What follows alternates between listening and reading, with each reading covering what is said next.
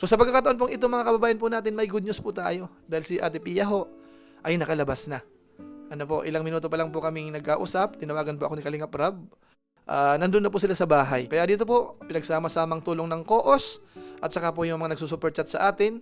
Nakalikom ho tayo ng mahigit 100,000.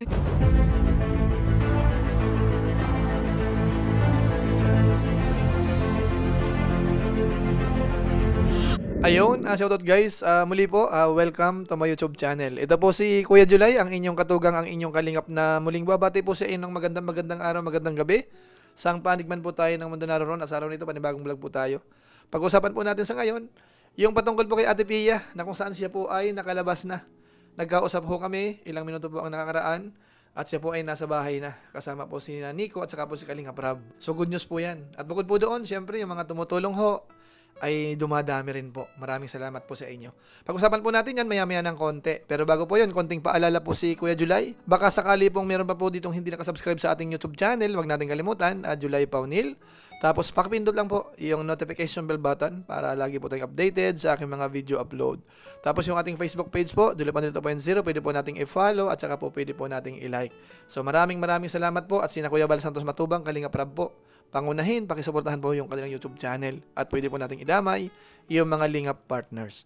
So maraming salamat po sa inyong lahat. Ngayon tuloy na po tayo, pag-usapan na po natin itong pag-uusapan sa ngayon, patungkol nga po sa pagpanaw ni Kuya Robin at siya po ay nakaburol na rin po dun sa kanilang bahay.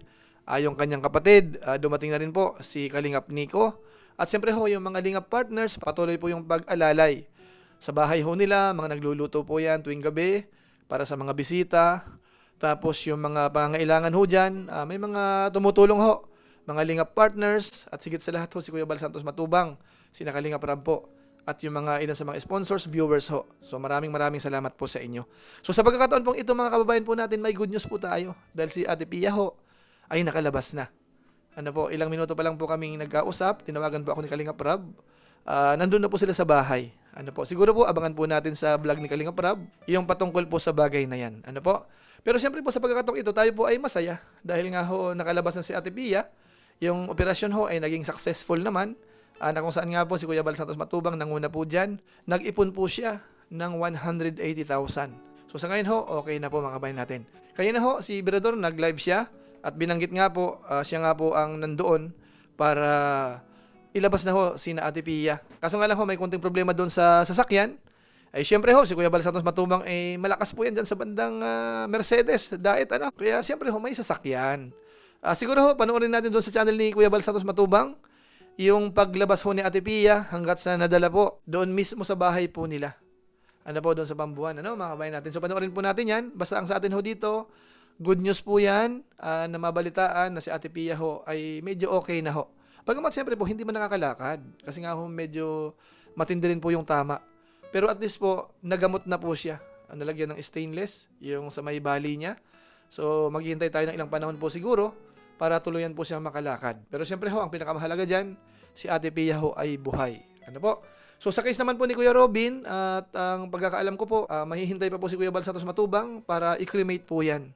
Ang pagkakasabi po sa atin ay doon po sa Naga.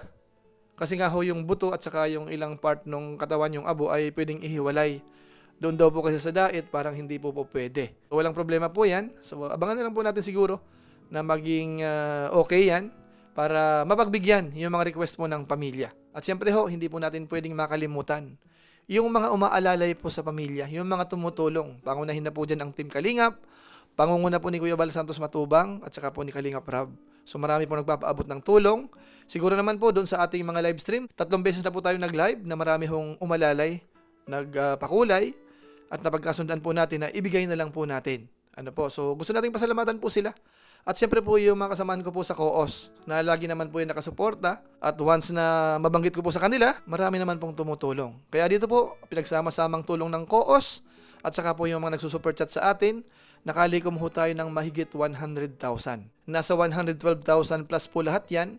Lahat-lahat na po yun. Mula po doon sa pampagamot ni Ate Pia, doon sa unang 180,000 ni Kuya Bal Santos Matubang na nalikom, at saka po yung kasalukuyang pinagsasama-sama natin, aabot naman po yun ng 71,000 plus Ano po kaya yung total ho niyan? Nasa 112,000 plus na po yan. Yung dumaan po sa akin. So maraming salamat po sa inyo. Siguro po, i-play ko sandali ho yung mga ilan sa mga pangalan ho nung tumulong po dyan. So, ito po nagbigay kahapon. Nakuha natin ito. Si Papa Bear, 5,000. Hindi ko na kinatasan ng, ng tax kasi nga nung nakaraan nagpakulay din siya. Di ba? Tapos si Bulanon sa Amerika, 3,000. Virgo Pam, 1,900. Virginia Baroga, 1,700. Si Connie Mix Vlog, nagpadala din po yan, 1,600. Si Ma'am Luz Herrera, 1,500. Tapos si Ma'am Ludi de la Cruz, 1,250. Isa pa, si Chameleon Miranda, 800. Sisa Marcos, 500. Melinda Loloy, 500. Kay Dilapay Mix Vlog, 1,000. Trog G. Kasoy at saka si Daidilio, 500. So nakalikom tayo ng 19,250 kahapon. Okay, so maraming salamat po sa mga tumulong kahapon. Tapos yung nakaraan naman, nakalikom naman po tayo sa live ho natin ng 17,400. Ang mga tumulong naman po noon ay si Julius Romingan, 3,000. Jen Morales, 1,700. Tita Hani S, 1,200. Nanit Rafael, 1,200. Judith Katunggal, 1,200. Jen Adoptante, 1,200. Ron Generoso, 1,000. Mary Glenn Aguila, 1,000. Aquarius, 900. San Cortez, 900. Tapos si Drew Angel, 2,000. Shalom Bautista, 600. Rencisi Vlog, 500. Proud Mom, 500. Imelda Morales, 500. 17,400 po ang total niyan. Tapos, yung unang live natin po, hindi 24,000 pala. 24,000 yung nakaraan. Candida Bowlen, nagbigay ng 12,000. Tapos si Escudillaro, Annabel, 3,500. Lucili Pinisi, 3,000. Marites Malasarte, 1,500. JRAA, ano kasi yung pangalan niya? Yung pangalan niya doon lang sa Gcash ko nakuha. 3,000. Yung Ilongga Channel, 500. Daidelio, 500. Total, 24,000. Isa naman po, nagtulong-tulungan ng COOS sa second round. Nakalikom kami ng 28,140. Galing po yan sa 7 members ng COOS saka isang pakulay na 1,700. Okay po, tapos yung unang batch naman ng unang round ng COOS naman, ilang kami doon? 5. Nakapag-share po ang COOS doon ng 17,000 plus yung sa pakulay 24,000, 41,000 sa unang round ho. Yung dumaan sa akin at saka galing sa COOS, 41,000 doon sa 180,000 project ni Kuya Bal para sa pagpapa-opera. Tapos ito sa tulong dito sa cremation, sa pagburol, kung ano pang mga additional, galing sa COOS, 28,140. Super chat natin sa round 1, 17,400. Tapos may humabol pong dalawa, si Gracia Amata, nagbigay ng 2,000, galing sa COOS pa rin po yan. At saka nagpadala sa akin si Joey Mi ng 3,000. Kaya umabot po yan ng 50,540. Okay? Plus kahapon, 19,250. 19,000, so lalabas po ito, mahigit 70,000 dito sa second round natin. Yung unang round, nakalikom tayo ng ng 41, tapos sa second round ngayon, nakalikom naman tayo ng 70,000 plus. So lahat-lahat na po, lahat-lahat na dumaan sa aking mga kamay, saka sa mga kasamaan ko sa COOS, 110,790. So pinaliwalan ko na po yan kasi yung mga pakulay, almost 2 months pa po yan matatanggap ni Kuya July. Okay po? So sa mga natumulong ho, maraming salamat po sa inyo. Yung may kanina, ihabol ko na lang po ito.